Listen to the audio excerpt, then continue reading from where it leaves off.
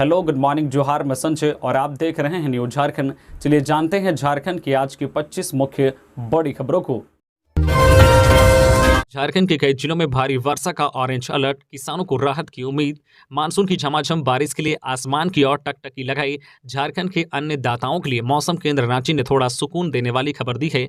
मौसम केंद्र रांची के प्रभारी निदेशक अभिषेक आनंद ने अपने ताजा पूर्वानुमान में अगले 2 दिनों तक राज्य भर में अच्छी बारिश और झारखंड के दक्षिणी और मध्य भाग वाले जिलों में कहीं कहीं भारी बारिश की भी बात कही है। मानसून की स्थिति को बेहद अनुकूल बताते हुए मौसम केंद्र रांची ने सोमवार यानी कि आज पश्चिमी सिंहभूम, गुमला और सिमडेगा में भारी बारिश से बहुत भारी बारिश का ऑरेंज अलर्ट जारी किया गया है।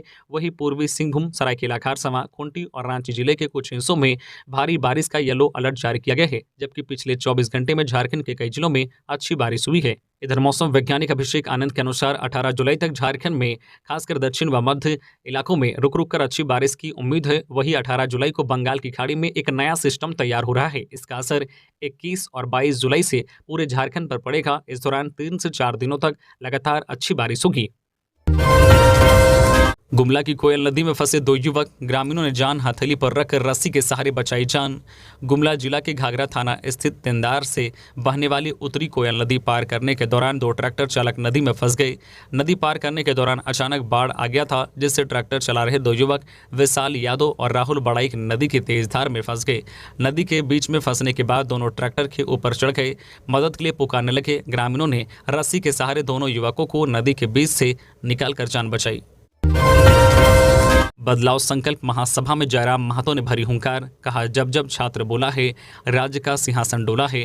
झारखंडी भाषा खतियान संघर्ष समिति का बदलाव संकल्प महासभा रविवार को हजारीबाग जिले के मटवारी गांधी मैदान में आयोजित हुआ। युवाओं समेत जनसैलाब जनसभा में उमड़ी। झारखंडी मुद्दों पर इन जनसभा में स्थानीय नियोजन नीति, झारखंड के 81 विधानसभा और 14 लोकसभा सीटों पर स्थानीय झारखंडी को सांसद और विधायक बनाने की हुंकार भरी गई। जनसभा दोपहर 12 बजे से शाम 6 बजे तक चला। हल्की बारिश के बावजूद भी भीड़ जमी रही। जिले भर से विभिन्न वाहनों से लोग जनसभा में भाग लेने के लिए पहुंचे थे। गांधी मैदान में जनसभा को लेकर दिन भर नारेबाजी व लोग की आवाजाही बनी हुई थी। संचालन विपिन कुमार और आर रतन ने किया। उमड़ी जनसभा को संबोधित करते हुए झारखंडी भाषा खतियान संघर्ष समिति के अध्यक्ष टाइगर जयराम महतो ने कहा कि छात्रों को 15 साल तक कड़ी मेहनत करने के बाद पता चलता है कि उनके लिए राज्य में वैकेंसी ही नहीं है। छात्रों का सपना चकनाचूर हो रहा है। रांची भले ही राजनीति की राजधानी हो, लेकिन हजारीबाग पढ़ने वाले छात्रों की राजधानी है।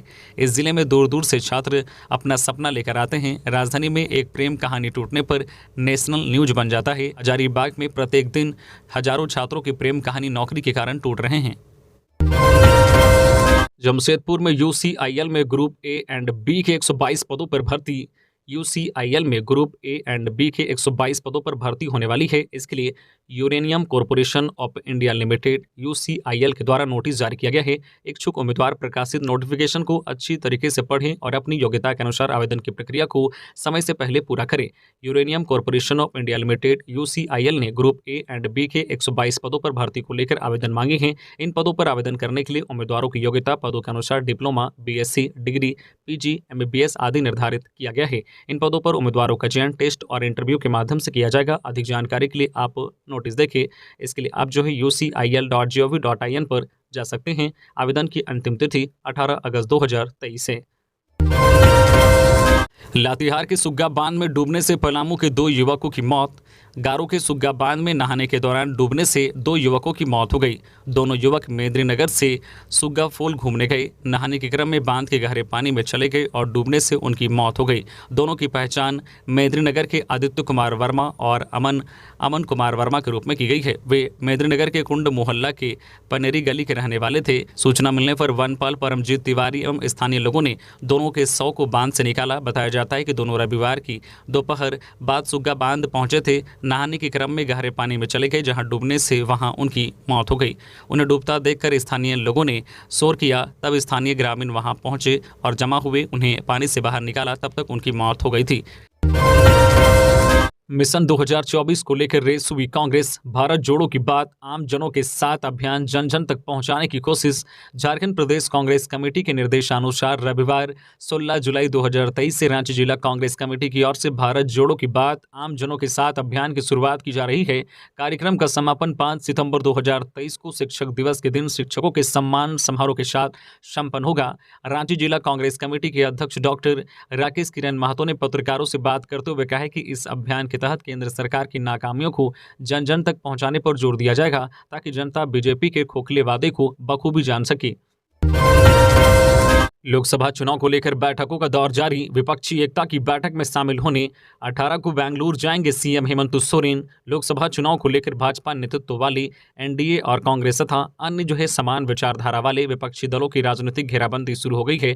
ज्यादा से ज्यादा समान विचारधारा वाले दलों को अपने खेमे में करने की कयावत दोनों ओर से की जा रही है। केंद्र सरकार के खिलाफ मजबूत विपक्ष का साझा गठबंधन बनाने की कोशिश तेज हो गई है। समान विचारधारा वाले दल को एकजुट करने के लिए पटना में हुई 23 जून की बैठक के बाद अब 18 जुलाई को बेंगलुरु में बैठक होने वाली है। इस बैठक में शामिल होने के लिए मुख्यमंत्री हेमंत सोरेन को भी न्योता मिला है। वे इस बैठक को लेकर उत्साहित भी हैं। पार्टी के नेताओं की माने तो पटना के बाद होने वाले इस बैठक में आगे की रूपरेखा पर चर्चा होगी। फौजदारी बाबा के दरबार में 55,000 कांवरियों ने किया जलाभिषेक। आयुक्त ने दूसरी सोमवारी की तैयारियों का लिया जायजा। राजकीय श्रावणी मेला महोत्सव के 13वें दिन रविवार को बाबा फौजदारी नाथ के जलार्पण के लिए श्रद्धालुओं की भारी भीड़ उमड़ी। 3:30 बजे सुबह से ही मंदिर प्रांगण, शिवगंगा घाट एवं मेला परिसर कांवरियों से फटा रहा। मंदिर प्रबंधन के अनुसार 55,000 कांवरियों ने बाबा फौजदारी नाथ का जलार्पण कर सुख समृद्धि की कामना की। दिन भर मंदिर परिसर बोलबम व बाबा के जयकारों से गूंजता रहा। मंदिर प्रांगण में कतारबद्ध होकर महिला पुरुष कांवरियों ने जलाभिषेक किया। राजकीय श्रावणी मेला महोत्सव 2023 के दौरान बासुकीनाथ धाम आने वाले श्रद्धालुओं की सुविधा तथा सुरक्षा को लेकर संथाल परगना आयुक्त लालचंद डाडेल ने मेला क्षेत्र एवं रूट लाइन का निरीक्षण किया। इस दौरान दूसरी सोमवारी को लेकर की गई तैयारी को लेकर अधिकारियों को आवश्यक निर्देश दिए। रांची में हाईवे पर ओवर स्पीड चलाने वाले हो जाएं सावधान, अगले हफ्ते से कट जाएगा चालान। रांची ट्रैफिक पुलिस हाईवे पर ओवर स्पीडिंग से होने वाली दुर्घटनाओं को रोकने के लिए चालान काटेगी। चालान अगले सप्ताह से कटने लगेगा। इसके लिए स्पीड लिमिट 85 किलोमीटर प्रति घंटा रखा गया है। ओवर स्पीडिंग के कारण आए दिन हाईवे पर कई बड़ी दुर्घटनाएं हुई हैं। कई बार तो एक साथ एक ही परिवार के कई सदस्यों की मौत हो चुकी है। इस संबंध में ट्रैफिक एसपी हारिस बिन जमान ने बताया कि स्मार्ट सिटी द्वारा राजधानी के एंट्री व एग्जिट पॉइंट पर कैमरा लगाया गया है।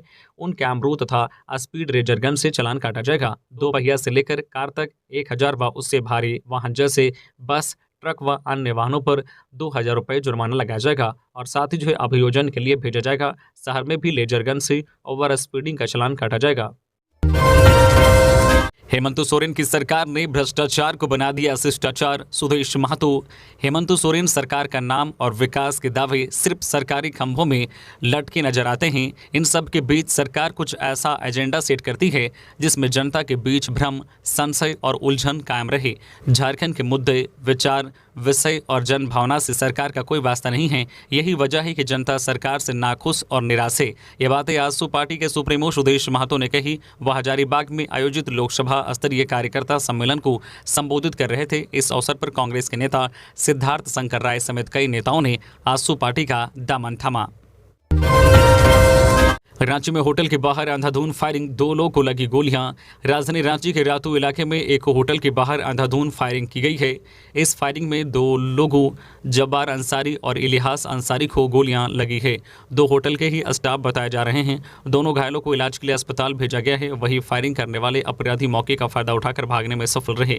कहा जा रहा है कि अपराधी जिसे मारने के लिए पहुंचे थे वह कुछ मिनट पहले ही वहां से चले गए थे। मिली जानकारी के अनुसार रातू थाना क्षेत्र के मुख्तार होटल में अचानक एक बाइक पर सवार 2 अपराधी पहुंचे और होटल की तरफ निशाना करके फायरिंग शुरू कर दी। इस फायरिंग में होटल के बाहर चाय पी रहे 2 लोगों को गोलियां लगी है। फायरिंग की वजह से होटल के आसपास भगदड़ मच गई। लोग इधर उधर भागने लगे, जिसका फायदा उठाकर दोनों अपराधी मौके से फरार हो गए। आनन फानन में दोनों घायलों को रांची के रिम्स अस्पताल भेजा गया, जहां दोनों की स्थिति खतरे से बाहर बताई जा रही है। मजबूत भाजपा से ही विकसित झारखंड का सपना होगा साकार, बाबूलाल।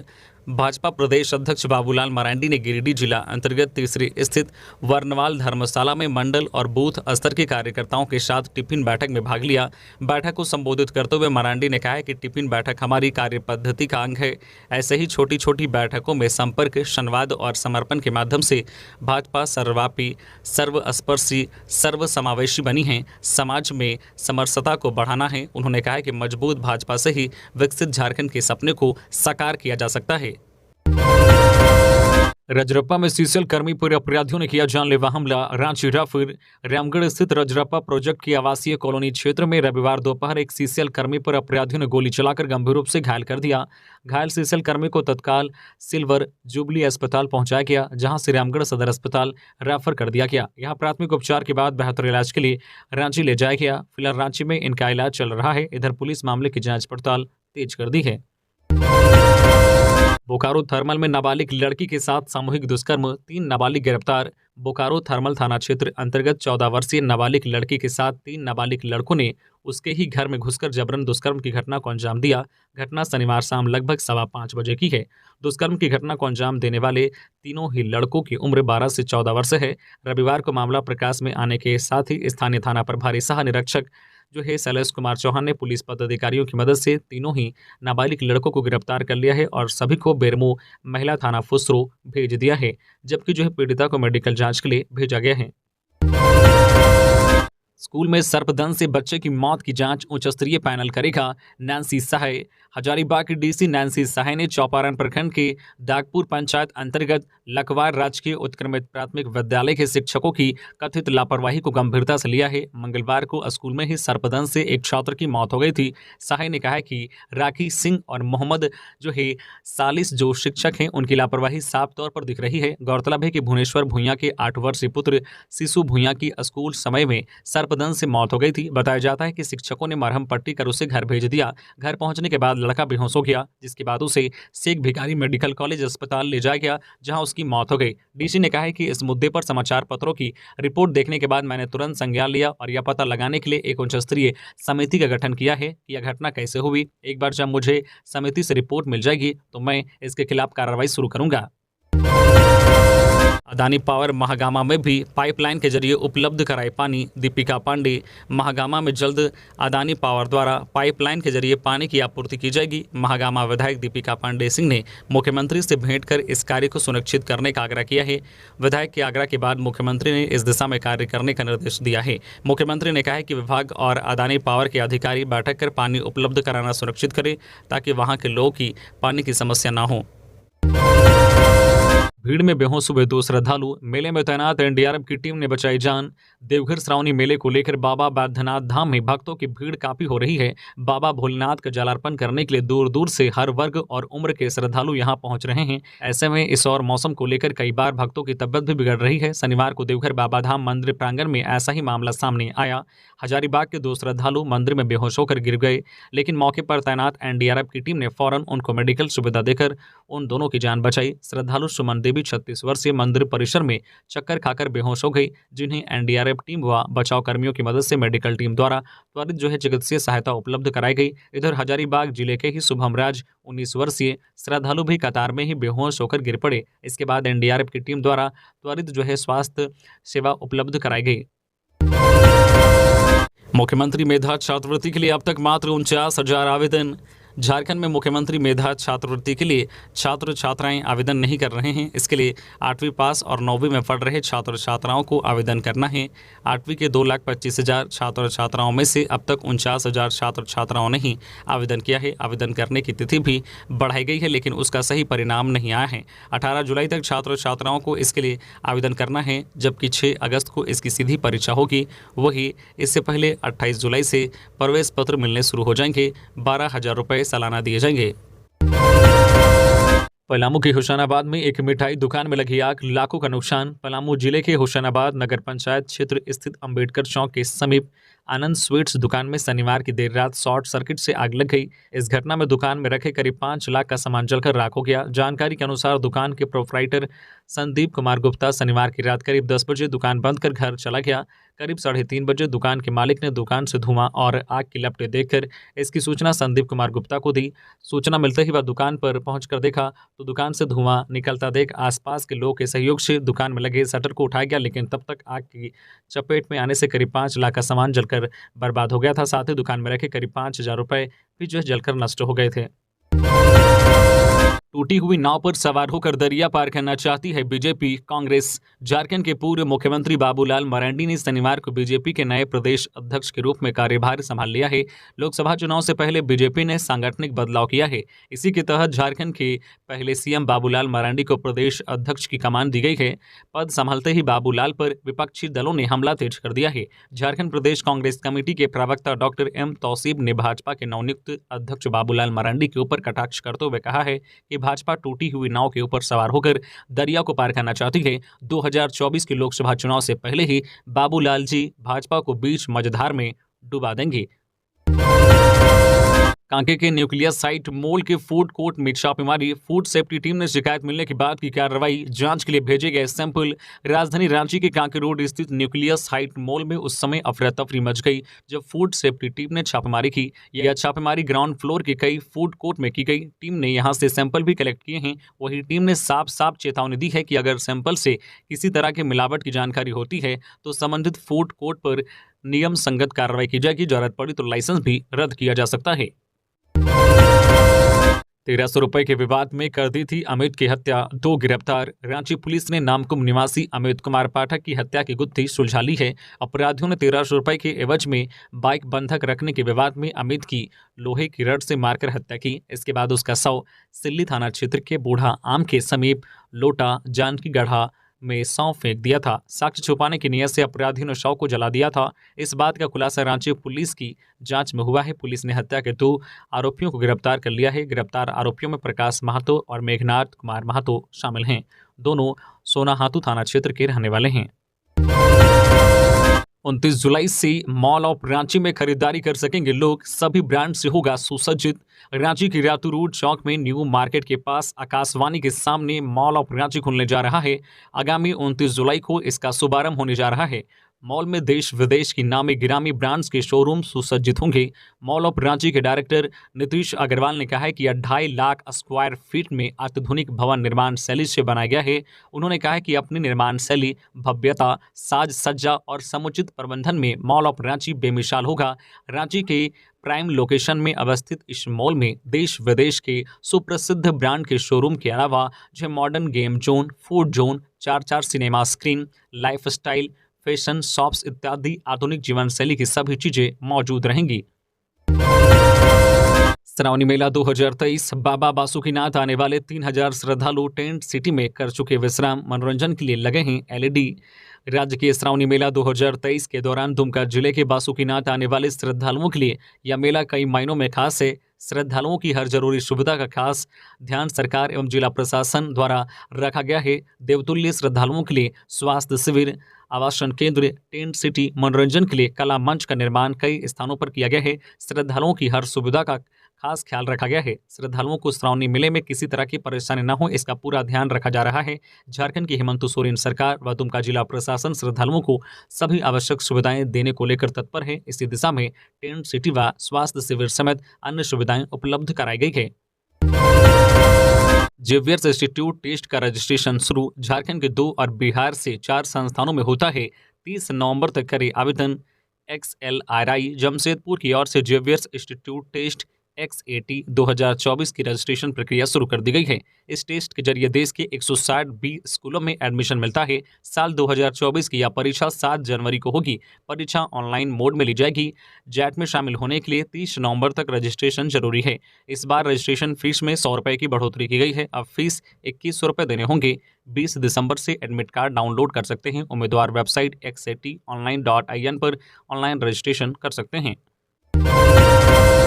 लाइब्रेरी बनाना इबादतगाह के समान। रविंद्रनाथ महतो। झारखंड विधानसभा के अध्यक्ष रविंद्रनाथ महतो और राज्यसभा सांसद महुआ मांझी ने संयुक्त रूप से रविवार को बहु बाजार रोड रांची स्थित जमीयतुल इराकीन भवन में लाइब्रेरी एवं स्टडी सेंटर का उद्घाटन किया। यह लाइब्रेरी एवं स्टडी सेंटर जमीयतुल इराकीन संस्था के द्वारा छात्र और छात्राओं को पुस्तकालय सुविधा उपलब्ध कराने के लिए खोला गया है। 2 दिवसीय स्वास्थ्य चिंतन शिविर का समापन मंच संचालन की भूमिका में दिखे मंत्री बन्ना गुप्ता।